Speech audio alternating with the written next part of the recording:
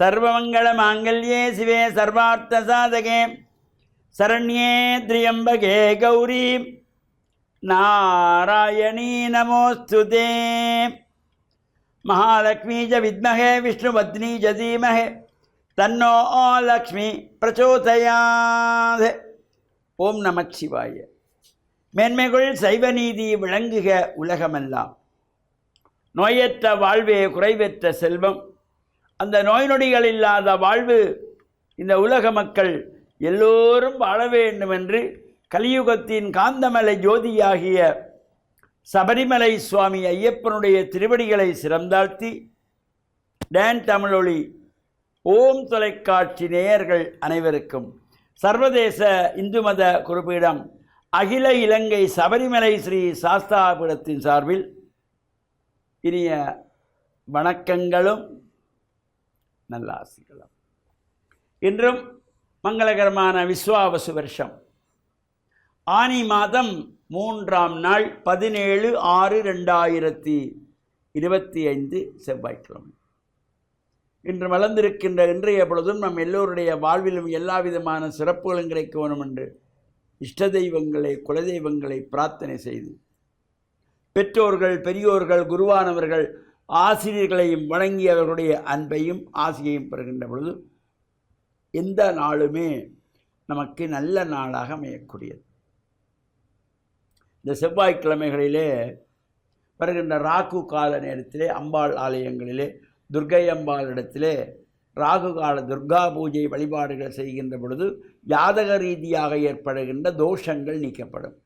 திருமணங்கள் தடைபெறுவது, திருமணமானவர்களுக்கு குழந்தை பாக்கியம் இல்லாமல் இருப்பது, பல்வேறு காரணங்களிலே ஏற்படுகின்ற கஷ்டங்கள், திருமணமானவருடைய வாழ்வில் ஏற்படுகின்ற பல்வேறு சிரமங்கள், சந்தோஷம் இல்லாமை, குழந்தை பாக்கியம் இல்லாமல், குடும்பத்தில் ஒற்றுமை இல்லாமல், இவ்வாறான சங்கடங்களை எல்லாம் போக்குவதற்கு இந்த செவ்வாய்க்கிழமை தோறும் விரதம் இருந்து அம்பாளை வேண்டி வழிபாடு செய்து எலுமிச்சம்பழத்திலே விளக்கு ஏற்றி குங்கும அர்ச்சனை செய்து வழிபட்டால் நிச்சயமாக நம்பிக்கையோடு செய்யுங்கள், நிச்சயம் இறையொருள் கிடைக்கும். இவையெல்லாம் நிவர்த்தியாகி வாழ்வில் உயர்வுகள் கிடைக்கக்கூடியது. பொதுவாக நாம் இந்த உற்சவ காலங்களிலே இந்த சுவாமி வலம் பெறுகின்ற பொழுது உள்வீதியிலே காலை மாலை சுவாமி வருகின்ற பொழுது யாகசாலைக்கு முன்பே வந்ததும் அங்கே நிப்பாட்டப்பட்டு ஆகுதி கொடுக்கப்பட்டு புஷ்பாஞ்சலி செய்யப்பட்டு வேதபாராயணம் தேவாரம் இவையெல்லாம் ஓதப்படுகின்றன. நாசத்திலே ராகங்கள் வாசிக்கப்படுகிறது. இவை ஏன் என்பதனை நாம் நேற்றைய தினம் அதற்கு முதல் தினம் சிந்தித்தோம். இவை ஏன் நாம் இந்த யாகசாலையிலே வந்ததும் சுவாமி நிறுத்தப்பட்டு இவ்வாறு நடைபெறுகிறது என்றால், இந்த யாகசாலை அமைந்திருப்பது ஈசான திசை. இந்திரன் அக்னி யமன் நிருதி வர்ணன் வாயு குபேரன் ஈசானன் என்கின்றதாகிய இந்த ஈசான திக்கு. இந்த ஈசானத்திலே வாயு திசையை நோக்கி யாகசாலை அமைந்திருக்கும். இது இந்த உற்சவத்துக்கு மட்டும்தான், இந்த உற்சவத்திலே மட்டும்தான் நித்தியவத்வாரம் பச்சிமத்வாரம் என்று சொல்லப்படுவது. ஏனைய காலங்களில் நித்தியவத்வாரம் பச்சிமத்வாரம் ஆகாது. மேற்கு துவாரம் உள்ளது. யாகசாலை இந்த துவஜாரோகண மகோற்சவம் நடைபெறுகின்ற ஆலயங்களுக்கு மட்டும் உரியது. நித்தியவத்வாரம் பச்சிமத்வாரம். ஏனைய கும்பாபிஷேகங்களிலோ ஏனைய காலங்களிலோ நடைபெறுகின்ற யாகசாலையிலே நித்தியவத்வாரம் பூர்வத்வாரமே தவிர பச்சிமத்வாரம் என்று வராது, வரக்கூடாது. ஆனால் அது பலர் தவறுதலாக செய்து கொண்டுதான் இருக்கிறார்கள். இந்த மகோற்சவத்திற்கு மட்டும்தான் மேற்கு நோக்கி யாகசாலை அமைப்பது ஈசான திக்கிலே. அந்த இறைவனுடைய ஐந்தொழில்கள் படைத்தல், காத்தல், அழித்தல், மறைத்தல், அருளல் என்கின்ற ஐந்தொழில்களை குறிக்கின்ற வகையிலே ஈசானம் தத்ருஷம் அகோரம் வாமதேவம் சத்யோஜாதம் அதுக்கு மேலே அதோமுகம் என்கின்ற நிலையிலே அந்த 28 ஆகமங்களும் உருவாக்கப்பட்டது இந்த ஈசான திசையிலிருந்து. ஸ்மிருதிகள் வேதங்கள் உருவாக்கப்பட்டது இந்த ஈசானத்திலே இருந்து. இந்த ஆகம சம்பந்தமான அனைத்து விஷயங்களும் இந்த ஈசானத்திலிருந்து தான் உருவாகினது. அதனால் இந்த ஈசானத்திலே வந்ததும் சுவாமி அங்கே நிறுத்தி யாகசாலையிலே பூஜைகள் செய்து ஆகுதிகள் கொடுத்து அங்கே புஷ்பாஞ்சலி செய்யப்பட்டு வேதங்கள் ஓதப்பட்டு தேவார புராணங்கள் பாடப்பட்டு ராக அஞ்சலிகள் எல்லாம் நடைபெறும். இவ்வளவு சிறப்பு வழிந்த ஈசானத்திலே. அதனால் தான் வெளிவீதி சுவாமி பலம் பெறுகின்ற பொழுது கூட ஈசானத்திலே வந்ததும் அங்கு ஆலயத்திலிருந்து காளாஞ்சி பட்டு இவையெல்லாம் கொண்டு சென்று பட்டி சாத்தி காளாஞ்சி வச்சு வேதம் சொல்லி தேவாரம் பாடுகின்ற ஒரு சிறப்பு அந்த ஈசானத்துக்குரிய ஒரு சிறப்பு. எனவே இவை தொடர்பாக நாங்கள் தொடர்ந்தும் சிந்திப்போம் என்று கூறி டான் தமிழொலி ஓம் தொலைக்காட்சி நேயர்கள் அனைவருக்கும் சர்வதேச இந்து மத குறிப்பிடம் அகில இலங்கை சபரிமலை ஸ்ரீ சாஸ்தாபீடத்தின் சார்பில் நல்லாசிகளை கூறிக்கொள்வதில் மனமகிழ்வு கொள்கிறோம்.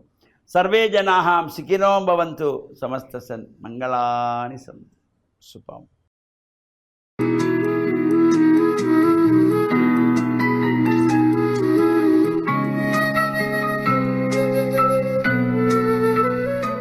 இறை இயேசுவில் என் அன்பு நெஞ்சங்களே, கிறிஸ்தவ நற்சிந்தனை வேளையில் உங்களை சந்திப்பதிலே பெருமகிழ்வு கொள்கின்றேன்.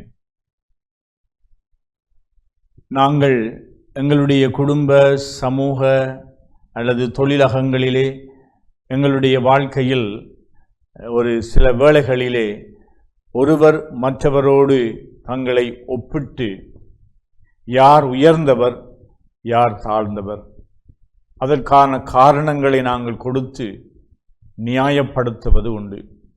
அல்லது உயர்ந்த பதவிகளை பெற வேண்டும் என்று போட்டி போடுவது உண்டு.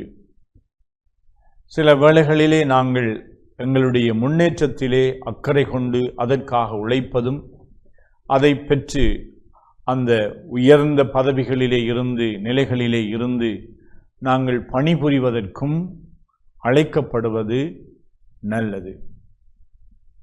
ஆனால் இயேசு தம்முடைய சீடர்களை அவர்களோடு வாழுகின்ற பொழுது அவர் கேட்கின்றார். இவர்கள் மத்தியிலே பகிரப்படுகின்ற கலந்துரையாடலிலே தங்களுள் யார் பெரியவர் என்ற வாக்குவாதம் இடம்பெற்றதாக நற்செய்தி கூறுகின்றது.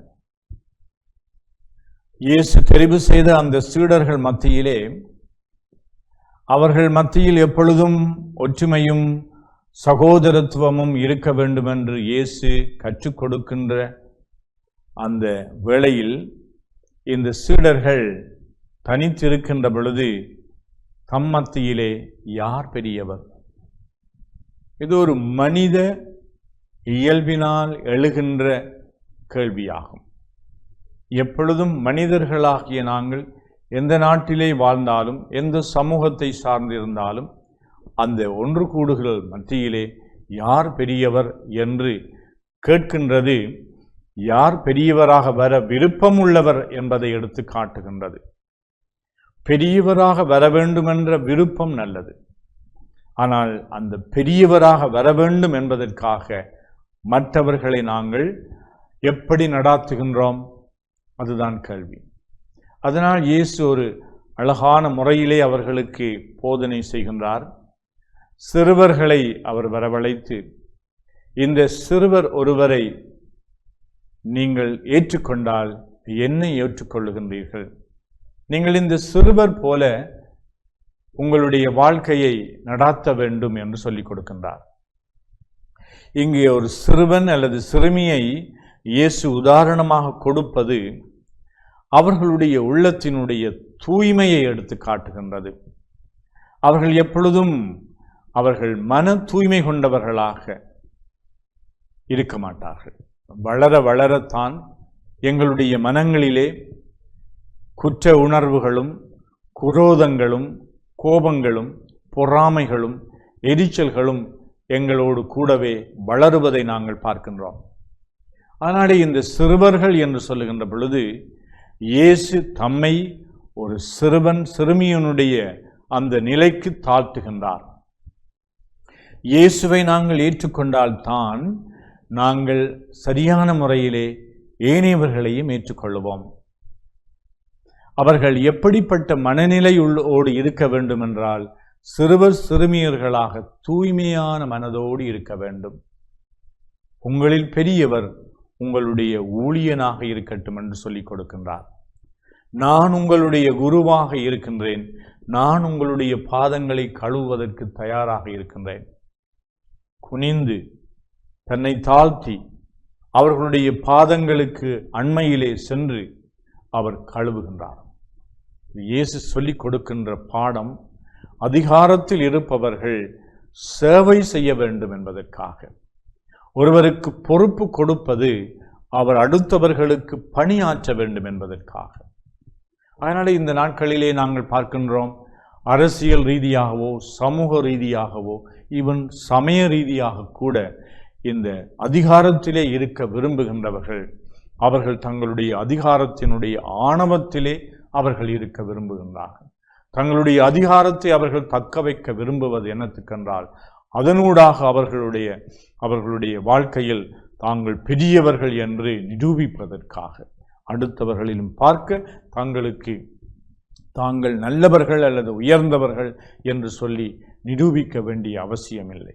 இந்த அதிகாரத்திலே இருப்பவர்கள் தங்களை தாழ்த்தி இயேசு எவ்வாறு சொல்லிக் கொடுத்தாரோ அவர்கள் அதை போன்று அவர்கள் தங்களை தாழ்த்தி அடுத்தவர்களுடைய பாதம் கழுவும் அளவிற்கு தங்களுடைய வாழ்க்கையில் அவர்கள் சேவை செய்ய வேண்டும்.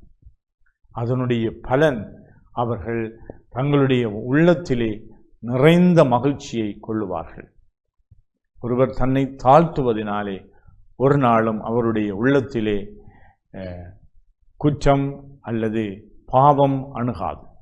தன்னை தாழ்த்துவதனாலே அவர் உயர்த்தப்படுவார். இறைவனுடைய சன்னிதானத்திலே அவருடைய கண்களுக்கு இவர்கள் மிகவே உயர்ந்தவர்களாக கருதப்படுவார்கள். பல பெரியார்கள் அரசியல் ரீதியாகவோ சமூக ரீதியாகவோ சமய ரீதியாகவோ அவர்கள் பெரியவர்கள் உயர்ந்தவர்கள் என்று மதிக்கப்படுகின்றவர்கள் தங்களுடைய வாழ்க்கையிலே அவர்கள் தங்களை தாழ்த்தி பணி செய்த தியாக உணர்வோடு தாழ்ச்சி என்ற உணர்வோடு அவர்கள் வாழ்ந்தவர்கள்தான். இதைத்தான் சமூகம் பாராட்டுகின்றது, சமூகம் இனம் கண்டு கொள்ளுகின்றது, சமூகம் அவர்களை போற்றுகின்றது. அவர்கள் உண்மையான தலைவர்கள், வழிகாட்டிகள், உயர்ந்தவர்கள் என்று சொல்லிக் கொடுக்கின்றது. அதனால் எங்களுடைய கிறிஸ்தவ வாழ்வில் கிறிஸ்து எங்கள் ஒவ்வொருவரையும் அழைக்கின்றார். ஏதோ ஒரு விதத்திலே நாங்கள் பெரியவர்களாக இருக்க வேண்டும் என்பதற்காக, உயர்ந்தவர்களாக இருக்க வேண்டும் என்றுதான் இயேசு அழைக்கின்றார். மாண்புள்ளவர்களாக இருக்க வேண்டும் என்றுதான் இயேசு அழைக்கின்றார். எங்களை அழிக்க வேண்டும், எங்களை தாழ்த்த வேண்டும், எங்களை உடைக்க வேண்டும் என்பதற்காக அல்ல, எங்களை உயர்த்தி வைக்க வேண்டும் என்று விரும்புகின்றார். ஆனால் எங்களுடைய உள்ளம் ஆண்டவருடைய சன்னிதானத்திலே எங்களை நாங்கள் தாழ்த்த வேண்டும். எங்களை அடுத்தவர்களுக்கு அன்புக்கு அடிமை என்று சொல்வார். உண்மையாகவே நாங்கள் அடுத்தவர்களை அன்பு செய்தால் அவர்களை நாங்கள் ஒருபொழுதும் பாவிக்க மாட்டோம், அவர்களை பொருட்களாக பாவிக்க மாட்டோம், அவர்களை துர்பிரயோகம் செய்ய மாட்டோம், அவர்களுடைய மாண்பை நாங்கள் கெடுக்க மாட்டோம். அவர்களை நாங்கள் உண்மையாகவே அன்பு செய்தால் அவர்களை தட்டி கொடுப்போம், பாராட்டுவோம், அவர்களுக்கு பணியாற்றுவோம். இத்தகைய தலைமைத்துவத்தை தாங்குகின்ற மனிதர்களாக நாங்கள் ஒவ்வொருவரும் உருவாகுவதற்கும் வாழ்வதற்கும் திகழ்வதற்கும் இறைவன் இந்த நாளிலே எங்களுக்கு அருள் கூற வேண்டும் என்று மன்றாடுவோமாக. ஆமென்.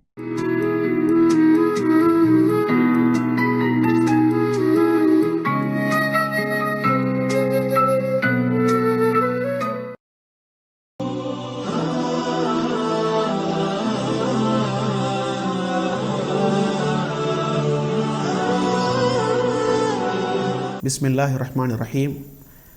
இஸ்லாமிய நற்சிந்தனையோடு இணைந்திருக்கக்கூடிய நேயர்கள் அனைவருக்கும் அஸ்ஸலாமு அலைக்கும் வரஹ்மத்துல்லாஹி வபரகாத்துஹு. இன்றைய நற்சிந்தனையில் ரசூலுல்லாஹி ஸல்லல்லாஹு அலைஹி வஸல்லம் அவர்களுடைய மன்னிக்கக்கூடிய உணர்வு, விட்டு கொடுக்கக்கூடிய பண்பு எப்படி இருந்தது என்பதை சில வரலாற்று தொகுப்புகளினூடாக உங்களுடைய கவனத்திற்கு கொண்டு வரலாம் என்று ஆசைப்படுகின்றேன். அன்புள்ள சகோதர சகோதரிகளே, ரசூலுல்லாஹி ஸல்லல்லாஹு அலைஹி வஸல்லம் அவர்கள் இந்த உலகத்திலே எவரும் துன்புறுத்தப்படாத அளவுக்கு, எவரும் சித்திரவதை செய்யப்படாத அளவுக்கு துன்புறுத்தப்பட்டார்கள், கஷ்டப்படுத்தப்பட்டார்கள், சொல்லனா துன்பங்களை அனுபவித்தார்கள். அந்த நேரங்களிலெல்லாம் நபிகளார் ஸல்லல்லாஹு அலைஹி வஸல்லம் அவர்கள் விட்டு கொடுக்கக்கூடியவர்களாக, மன்னிக்கக்கூடியவர்களாக இருந்தார்கள் என்பதை வரலாறு எங்களுக்கு சொல்லிக் கொண்டிருக்கின்றது. குறிப்பாக சொல்வதாக இருந்தால், ஒரு சந்தர்ப்பத்திலே நபிகளார் ஸல்லல்லாஹு அலைஹி வஸல்லம் அவர்களுக்கு ஆட்டிறைச்சியை பொரித்து அதன் முன்னஞ்சந்தில் நஞ்சை ஊட்டி நபி அவர்களை கொலை செய்வதற்காக வேண்டி ஒரு பெண்மணி திட்டம் தீட்டுகின்றாள், சதித்திட்டம் செய்கின்றாள். அந்த நேரத்திலே நபி அவர்கள் ஓரிரு துண்டுகளை உட்கொண்டதற்கு பிறகு அல்லாஹு தஆலா நபி அவர்களுக்கு அந்த செய்தியை அறிவிக்கின்றான், இந்த மாமிசத்திலே நஞ்சூட்டப்பட்டிருக்கின்றது, சாப்பிட வேண்டாம் என்று. உடனே சாப்பிடுவதை நிறுத்திவிட்டு தோழர்களையும் சாப்பிட வேண்டாம் என்று தடுத்துவிட்டு அந்த பெண்மணியை அழைக்கின்றார்கள் அல்லாஹ்வின் தூதர். அழைத்து விசாரணை செய்கின்றார்கள். ஏன் இப்படி செய்தீர்கள் என்று கேட்ட நேரத்திலே அந்த பெண்மணி, அரத்து கத்லக்க, உங்களை கொலை செய்வதற்கு நான் விரும்பினேன், அதனால்தான் இந்த வேலையை செய்தேன் என்று சொல்லுகின்றார்கள். அந்த நேரத்தில் நபி அவர்களோடு படை தளபதிகள் கூட இருக்கின்றார்கள். நபி அவர்கள் ஒரு சைக்கினை செய்திருந்தால் போதும் அந்த பெண்ணை கொலை செய்திருப்பார்கள். அப்படி இருந்தும் கூட சஹாபாக்கள் கேட்கின்றார்கள், அல்லாஹ்வின் தூதரே, அந்த பெண்ணை நாங்கள் கொலை செய்து விடட்டுமா? உங்களை கொலை செய்வதற்கு சதித்திட்டம் செய்த இந்த பெண்ணை நாங்கள் கொலை செய்து விடட்டுமா என்று கேட்ட நேரத்திலே நபிகளார் ஸல்லல்லாஹு அலைஹி வஸல்லம் அவர்கள், இல்லை, விட்டு விடுங்கள் என்று சொன்னார்கள். இந்த அளவுக்கு எதிரிகளை கூட பழிவாங்குகின்ற அந்த வாய்ப்பு தன்னுடைய கையில் இருக்கின்ற நேரத்திலும் கூட நபி அவர்கள் மன்னித்தார்கள் என்ற வரலாறு இந்த இஸ்லாத்திலே சொல்லப்பட்டிருக்கின்றது என்றால், இந்த அளவுக்கு எதிரிகளை கூட மன்னிக்கக்கூடியவர்களாக இருந்தார்கள். அது மாத்திரமின்றி நபிகளார் ஸல்லல்லாஹு அலைஹி வஸல்லம் அவர்கள் அன்று சாப்பிட்ட அந்த மாமிச துண்டுகள் தான் அவருக்கு மரண தருவாயிலே அவரை மிகவும் வேதனைப்படுத்தியது என்பதை ஹதீஸ்கள் எங்களுக்கு சொல்லிக் கொண்டிருக்கின்றன. அப்படியென்றால் நபி அவர்கள் மரணிப்பதற்கே காரணமாக இருந்த எதிரிகளை கூட மன்னித்த வரலாறுகள் இஸ்லாத்திலே இருக்கின்றது. அதே போன்று எங்களுக்கு தெரியும், ஒரு முறை யமாமா பிரதேசத்திலே ஒரு கோத்திர தலைவராக இருந்த சுமாமா என்ற ஒருவர், அவர் இஸ்லாத்திற்கு வருவதற்கு முன்னால் பல சூழ்ச்சிகளை செய்தவர், இஸ்லாத்திற்கு பல சதிகளை செய்தவர், பல தோழர்களை கொன்று குவித்தவர். அப்படிப்பட்ட அநியாயங்களை செய்த ஒருவர் கைதியாக பிடித்து வரப்பட்டு மஸ்ஜிது நபவியின் தூணிலே கட்டப்பட்டு வைக்கப்பட்டிருக்கின்றார். அந்த நேரத்திலே நபி அவர்கள் முதல் நாள் அவரிடத்திலே வந்து அந்த தோழரை பார்த்து, சுமாமாவே, உங்களிடத்திலே என்ன இருக்கின்றது, நீங்கள் என்ன சொல்லுகிறீர்கள் என்று கேட்ட நேரத்திலே, என்னிடத்தில் ஒரு நல்ல செய்தி இருக்கின்றது, நீங்கள் என்னை மன்னித்தால் நன்றி உள்ளவனாக நான் இருப்பேன், நீங்கள் என்னை கொலை செய்தால் நான் கொலை செய்யப்படுவதற்கும் தகுதியானவன், உங்களுக்கு பொருளாதாரம் வேண்டுமென்றால் கேளுங்கள், தருகின்றேன் என்று சொல்லுகின்றார்கள். நபி அவர்கள் மௌனமாக சென்று விடுகின்றார்கள். இரண்டாவது நாளும் வந்து அதே கேள்வி, சுமாமாவே, உம்மிடத்தில் என்ன இருக்கின்றது என்று கேட்ட நேரத்தில் அதே பதிலை அந்த தோழர் சொல்லுகின்றார், என்னிடத்தில் ஒரு நல்ல செய்தி இருக்கின்றது, நீங்கள் என்னை மன்னித்தால் நன்றியுள்ளவனாக நான் இருப்பேன், என்னை கொலை செய்தால் நான் கொலை செய்யப்படுவதற்கும் தகுதியானவன், உங்களுக்கு பொருளாதாரம் வேண்டுமென்றால் கேளுங்கள், அள்ளி தருகின்றேன் என்று சொல்லுகின்றார்கள். நபி அவர்கள் மௌனமாக சென்று விடுகின்றார்கள். மூன்றாவது நாளும் வந்து அதே கேள்வி, அதே பதில். அதற்கு பிறகு நபி அவர்கள் தோழர்களை பார்த்து சொல்கின்றார்கள், நபி அவருடைய உத்தரவை எதிர்பார்த்து கொண்டிருந்த தோழர்கள், எப்படிப்பட்ட உத்தரவு என்றால், சுமாமாவை கொலை செய்யுங்கள் என்று நபி அவர்கள் எங்கே சொல்லுகின்றார்கள் என்பதை எதிர்பார்த்து கொண்டிருந்த தோழர்களை பார்த்து நபி அவர்கள் எதிர்பாராத ஒரு வார்த்தையை, உத்தரவை பிறப்பிக்கின்றார்கள். எப்படி? அத்லிகு சுமாமா, சுமாமாவை விடுதலை செய்யுங்கள் என்று சொல்லுகின்றார்கள். ஆச்சரியத்தோடு, நபிகளாருடைய கட்டளை அல்லவா, அதை நடைமுறைப்படுத்த வேண்டும் என்ற அந்த உணர்வோடு விடுதலை செய்கின்றார்கள். அந்த சுமாமா என்ற தோழர் உடனே குளித்துவிட்டு வந்து நபிகளாருடைய கையை பிடித்து, அஷ்ஹது அல்லா இலாஹ இல்லல்லாஹ் வ அஷ்ஹது அன்னக ரசூலுல்லாஹ், அல்லாவை தவிர வேறு கடவுள் இல்லை, நீங்கள் அல்லாஹ்வுடைய தூதர் என்று நான் சாட்சி சொல்கின்றேன் என்று சொல்லி இஸ்லாத்தை ஏற்றுக்கொள்கின்றார்கள். நபி அவர்களை பார்த்து சொல்கின்றார்கள், இந்த உலகத்திலேயே நான் வெறுக்கக்கூடிய மார்க்கமாக இஸ்லாம் இருந்தது, ஆனால் இன்று முதல் நான் நேசிக்கக்கூடிய மார்க்கம் இஸ்லாம். உலகத்திலேயே நான் வெறுக்கக்கூடிய பூமியாக இந்த மதீனத்து பூமி இருந்தது, ஆனால் இன்று முதல் நான் நேசிக்கக்கூடிய பூமி இந்த மதீனத்து பூமி. உலகத்திலேயே நான் வெறுக்கக்கூடிய முகமாக இருந்தது உங்களுடைய முகம், ஆனால் இன்று முதல் நான் நேசிக்கும் முகம் உங்களுடைய முகம்தான் என்று நபி அவர்களை பார்த்து சொல்லுகின்றார்கள். எனவே இப்படி பலரை இஸ்லாத்தின் பால் கவர்ந்தது நபிகளாருடைய மன்னிக்கக்கூடிய கொள்கை, விட்டு கொடுக்கக்கூடிய அந்த கோட்பாடு என்பதை இஸ்லாம் சொல்லுகின்றது. எனவே மன்னிக்கக்கூடியவராக, எதிரிகளை கூட மன்னிக்கக்கூடிய அந்த பண்பு நபிகளாருடைய வாழ்க்கையை அலங்கரித்த பண்பு. எனவே மன்னிக்கக்கூடியவர்களாக, விட்டு கொடுக்கக்கூடியவர்களாக இந்த உலகத்திலே வாழ்ந்து உண்மையான முஸ்லிம்களாக மாறுவதற்கு வல்லவன் ரஹ்மான் எனக்கும் உங்கள் அனைவருக்கும் துணை புரிவானாக. வாஹிரு தஅவானா அனில் ஹம்துலில்லாஹி ரப்பில் ஆலமீன்.